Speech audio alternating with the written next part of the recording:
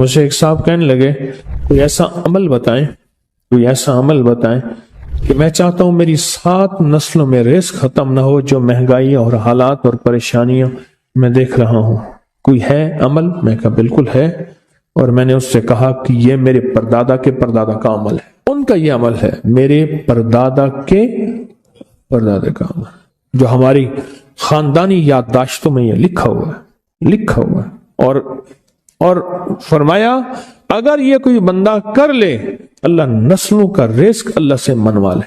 اور میں نے اس سے کہا خیال کرنا رزق کے روحانی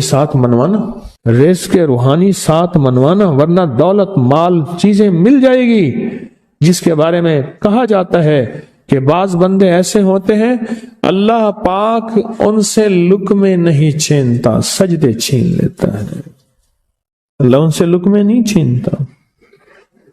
کیوں؟ رزق جسمانی دوسرے لفظوں میں مل رہا ہے اور رزق روحانی اللہ چھین لیتا ہے۔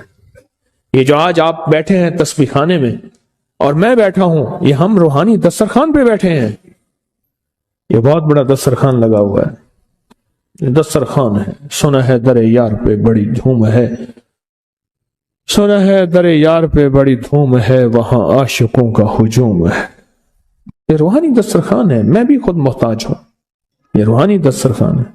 تو میں نے اس سے عرض کیا کہ ایک دسترخوان نہیں مانگنا، دونوں مانگنا، رزق روحانی بھی، رزق جسمانی تو اس کو بھی ملتا ہے جس کو کلمہ نصیب نہیں ہوا، رزق جسمانی تو اس کو ہی ملتا ہے جس کو کملی والی کی غلامی نصیب نہیں ہوئی، رزق جسمانی تو اس کو ہی ملتا ہے جس کے ماتھے پہ شقاوت لکھی ہے، رزق جسمانی تو اس کو ملتا ہے جو اللہ کا نافرمان ہے، رزق جسمانی تو اس کو ملتا ہے جو اللہ کے وجود کا انکار کرتا ہے، رزق جسمانی تو اس کو ہی ملتا ہے جو آخرت اور قبر کا انکار کرتا ہے، رزق جسمانی تو اس کو ملتا ہے جو جنات اور برزخ کا انکار کرتا ہے، رزق جسمانی تو اس کو ملتا ہے جو خود کملی والی کی نبوت کا انکار کرتا ہے، وہ تو بے بہا لوگ ہیں، ان کو ملتا ہے۔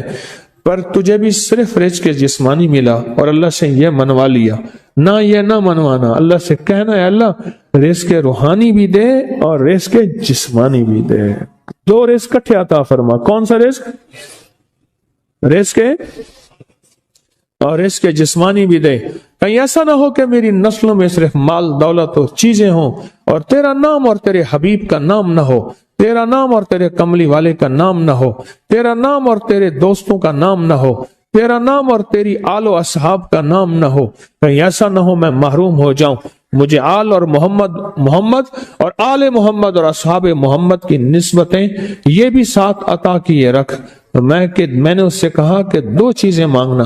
اچھا قدرت کا نظام ہے تو دیوانے بھی ہوتے ہیں، یقین والے ہوتے ہیں، آپ جیسے آپ مخلص بیٹھے ہیں اور پوری دنیا میں ہمارے ساتھ اس وقت مخلص بیٹھے ہیں جو ہماری آج کی محفل میں شریک ہیں، ہوتے ہیں دیوانے۔ مجھ سے کہنے لگا ایک وقت ایک جگہ ہو بہت بہتر۔ میں نے اس سے کہا، میں نے کہا پھر بھی اگر ایک وقت ایک جگہ میسر نہ بھی ہو تو اگر عمل کسی وقت چوک جائے، عمل کی جگہ چوک جائے، عمل کا وقت چوک جائے، مجبوری میں نہ ہو تو بہتر ہے، پر توجہ نہ چوکے، دھیان نہ جائے، استحضار نہ جائے، یقین نہ جائے، اور سچا یقین ہو کہ میرا اللہ خود کہتا ہے یہ مانگنا بھی تو اسی نے دیا ہے نا، جب اس کریم نے مانگنا ہی خود دیا ہے تو عطا بھی خود کرے گا۔ نہیں خوف نارے جہیم کا کہ کرم ہے مجھ پہ کریم کا، وہ خود عطا کرے گا مجھے، اس نے مانگنا دیا دے گا۔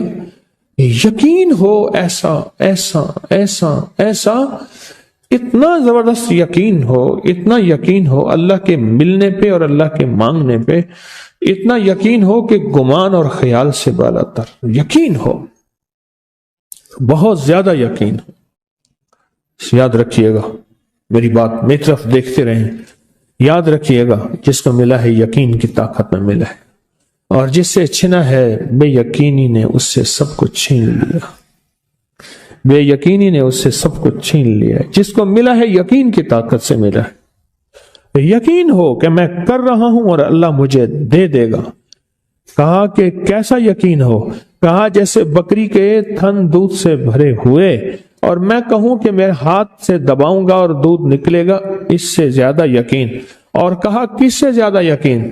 کہا کہ ایک بڑا نوٹ ہو اور بڑا نوٹ کے اندر جو ہے ایک آنے کی چیز آنی ہے، تو میں کہوں گا اس سے تو اس کی نوٹ کے اندر تو ہزاروں آنے ہیں، اور میں ایک آنے کی چیز، ایک ٹکے کی چیز لوں گا اور میرا کام بن جائے گا۔ اس سے زیادہ یقین ہو، اور اس سے کہیں زیادہ یقین ہو کہ سخت پیاس ہے اور میں پانی کو دیکھوں، اور پانی کو دیکھتے ہی مجھے یقین ہو کہ اس سخت پیاس میں میرا پیاس بجھ جائے گی، پیٹ بھر جائے گا، اس سے کہیں زیادہ یقین ہو۔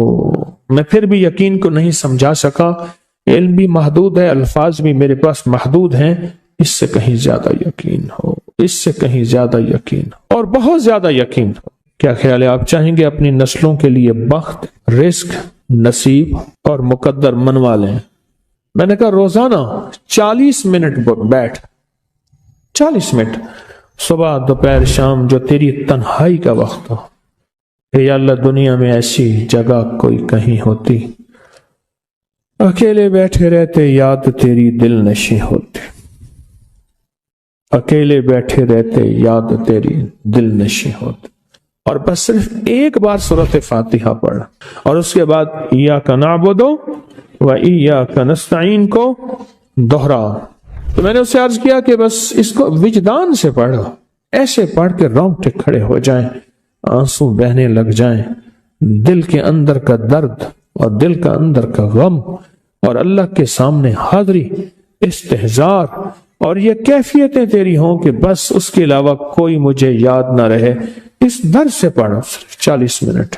40 کی عدد کے ساتھ کائنات کے رازوں کا بڑا تعلق ہے۔ 40 کا جو عدد ہوتا ہے، بس 40 کے عدد کے ساتھ پڑھ، اور بہت توجہ سے پڑھ، اور بہت دھیان سے پڑھ، بہت توجہ سے، روز پڑھ۔ مجھ سے کہنے لگا کتنے دن پڑھوں؟ تو میں نے اس سے کہا مجھ سے یہ دن نہ پوچھ، تیرا دل خود بولے گا کہ فیصلے ہو گئے ہیں، بس ختم، دل خود بولے گا۔ یہ بتائیں کہ پیٹ بھرتے ہوئے کوئی گھنٹی بجتی ہے، یہ دل خود بولتا ہے کہ پیٹ بھر گیا۔ پیاس میں بھی کوئی کہتا تو نہیں ہے کہ آپ کی پیاس بجھ گئی ہے، وہ دل خود بولتا ہے کہ بس اب پانی کی ضرورت نہیں ہے۔ نیند سے دل بھر جائے تو بس دل کے بس اب سو لیا، وہ اٹھیں۔ اسی طرح دل خود بولے، دل خود بولے، کیا بولے؟ دل خود بولے، اور دل اندر بولے، دل اندر بولے کہ اللہ پاک جل شانہ نے نسلوں کے لیے